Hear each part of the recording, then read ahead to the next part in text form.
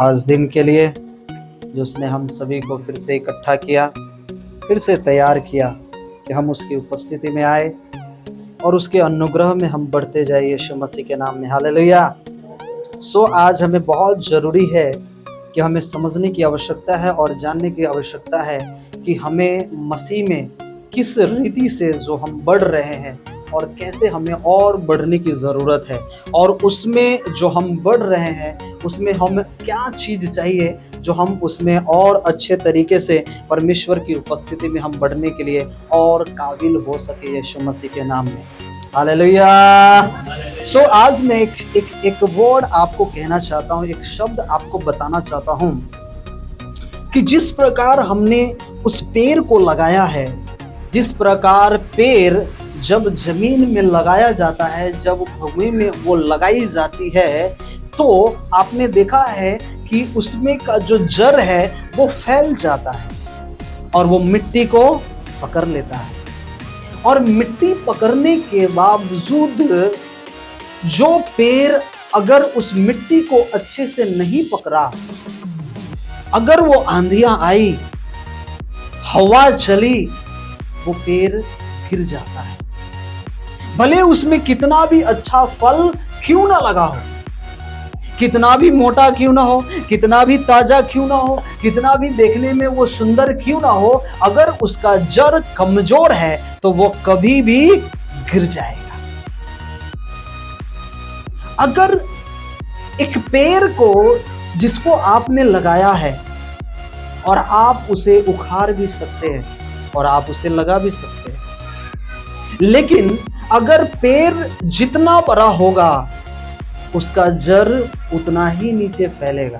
Hallelujah. समझ रहे हैं? अगर बड़ा पेड़ है तो उसका जड़ भी उतना ही रीति से वो फैलता हुआ जाएगा, उतना ही जड़ उसका ऑब्जर्व उस मिट्टी को कर रखेगा कि उसके पेड़ को गिरने में मदद नहीं कर सकता। अगर वो कितना भी आंधी, कितना भी तूफान चले, फिर भी वो पेड़ नहीं गिर सकता है। लेकिन आपने देखा होगा कि कई पेड़ ऐसे होते हैं जो पेड़ बड़े तो हो जाते हैं, लेकिन आंधियां आने के बाद, तूफान आने के बाद वो पेड़ गिर जाता है, वो पेड़ गिरा दिया जाता है, वो डालियां टूट जाती है। आपने देखा कि नहीं देखा?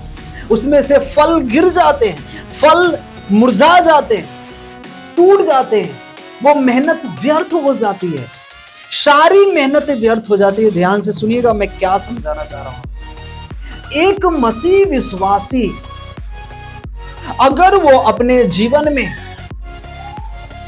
मसीह में अगर वो जड़ नहीं पकड़ा, तो उसके जीवन में अगर छोटी से छोटी अगर प्रॉब्लम आ जाए तो वैसे ही जैसे वो पेड़ गिर जाता है, वैसे ही वो अपने लाइफ में गिर जाएगा, वो गिर जाता है। आपने देखा होगा कई पेड़ ऐसे होते हैं जिसको आप उसको आसानी से, अब छोटा है उसे उखाड़ सकते हैं। क्यों? क्योंकि उसका जड़ भी उतना ही फैला है जितना बड़ा वह पेड़ है। अगर वो बड़ा पेड़ है तो उसका जड़ इतना फैला हुआ है, आप उसे 10 आदमी मिल जाओ फिर भी वो उखड़ नहीं सकता है। क्यों? क्योंकि उसका जड़ बहुत मजबूत है और नीचे तक गया है और वो मिट्टी को पकड़े हुए है और वो नहीं गिर सकता है। भले उसमें से फल गिर जाए, उसमें से डालियां टूट कर गिर जाए, लेकिन वो पेड़ गिर नहीं सकता है। एक मसीह, एक विश्वासी के जीवन में मैं आज बताना चाहता हूं, अगर उसके जीवन में वचन नहीं है, पवित्रताई नहीं है, उपवास नहीं है, प्रार्थना नहीं है, तो उसी उस पेड़ के समान है जिसका जड़ अभी तक फैला नहीं है मसीह में।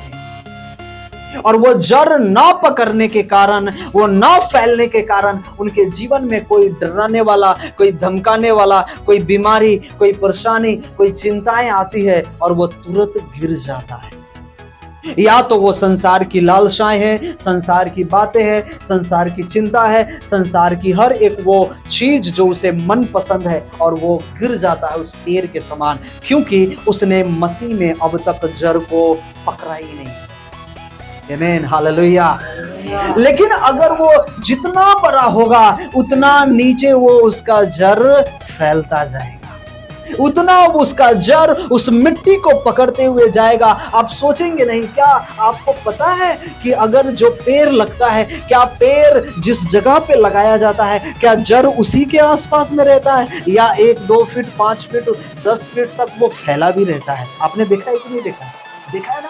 जितना बड़ा पेड़ होगा उतनी बड़ी उसकी जड़ भी फैलती जाएंगी। क्यों? क्योंकि उसको पता है अगर मैं इस मिट्टी को नहीं पकड़ा, अगर इसमें नहीं फैला तो हम गिर जाएंगे। अगर मसीह के वचन में अगर आपने जड़ नहीं पकड़ा है, अगर मसीह के उपवास में, अगर प्रार्थनाओं में अगर आपने जीवन अब तक नहीं बिताया है, तो आप उसी पेड़ के समान होंगे और आप गिरा दिए जाएंगे उस शैतान के द्वारा। आपका फल, आपकी डालियां वो नाश हो जाएंगी, वो व्यर्थ हो जाएंगी। आप यही कहेंगे कि मैं जो मसीह में इतना दिन तक जीवन को जिया, इतना दिन तक प्रार्थना किया, इतना दिन हम चर्च गए, हमें कोई फायदा नहीं हुआ। क्यों? क्योंकि आपने जड़ अभी तक पकड़ा ही नहीं है। जिस दिन आपको पता चल गया कि मसीह का वचन इतना पावरफुल वर्ड है, इतना सामर्थी वर्ड है, आप उसमें उस वचन को अपने जीवन में उस जड़ को पकड़ते हुए जाएंगे यीशु मसीह के नाम में। हालेलुया।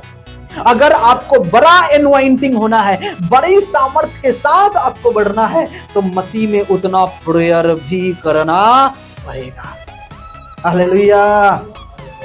अगर मसीह के वचन में अगर आपको बढ़ना है, अगर उसके आशीषों को लेना है, तो उतनी बड़ी उपवास में, उतनी बड़ी प्रार्थना में, उतनी बड़ी वचन के द्वारा आपको चलना भी पड़ेगा।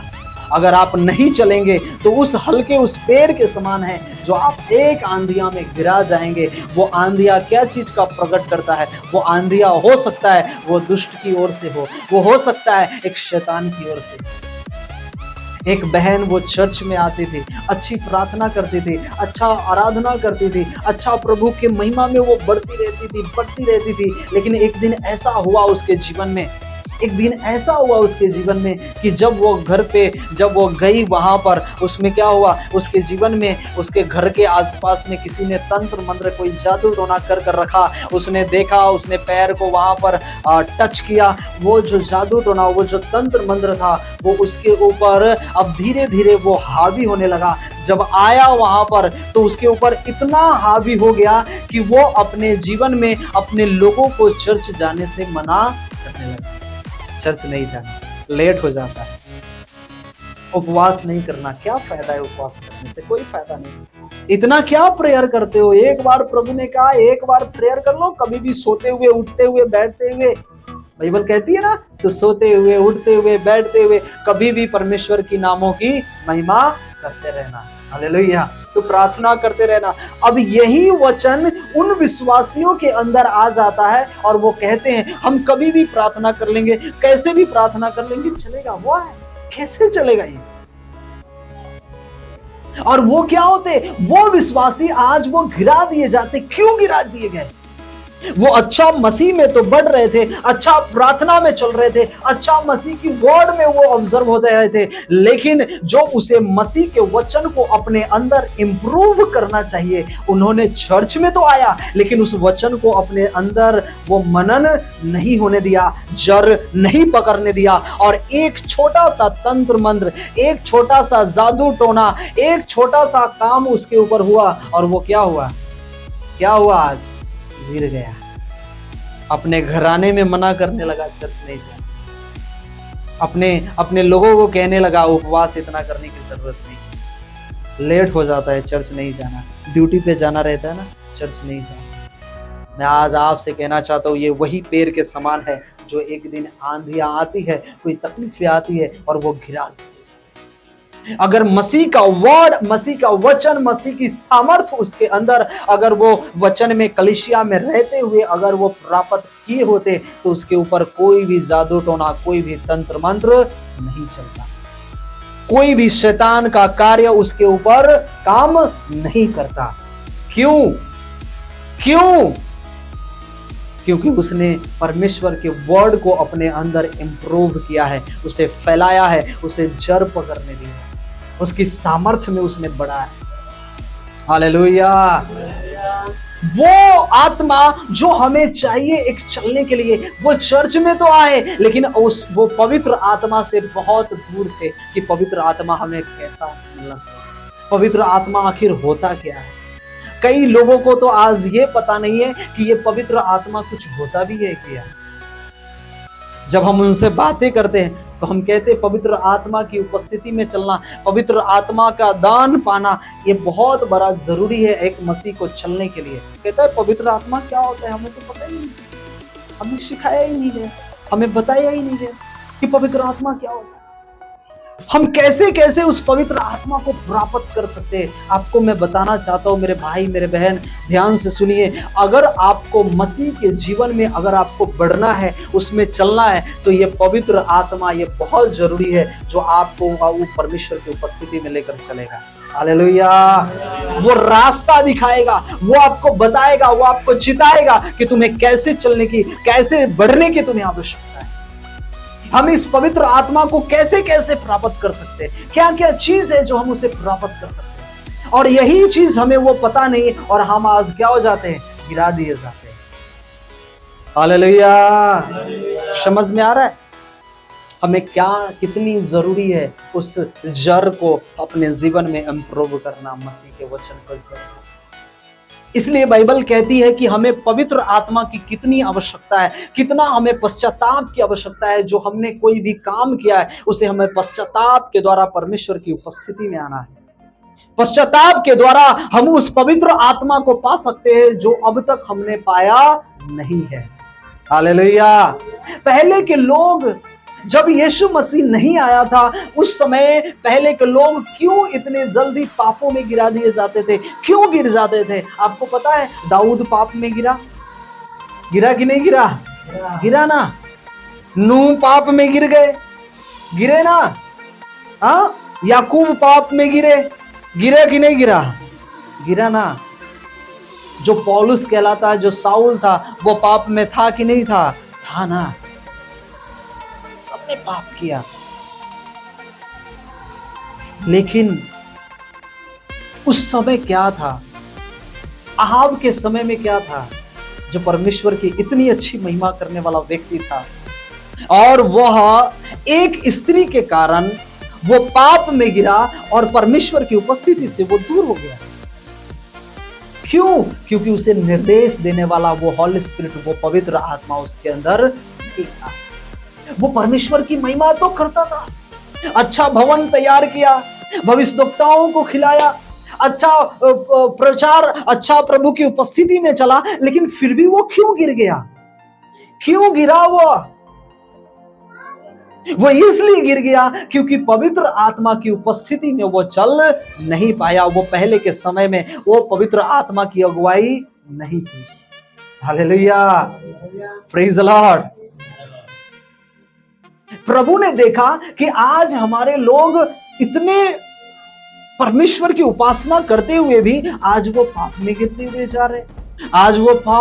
हुए जा रहे, तो यीशु मसीह ने क्या किया, परमेश्वर ने क्या किया, अपने आप को बदलकर पुत्र के रूप में इस पृथ्वी पर आया। मैं थोड़ा शॉर्ट में लेकर आ रहा हूं।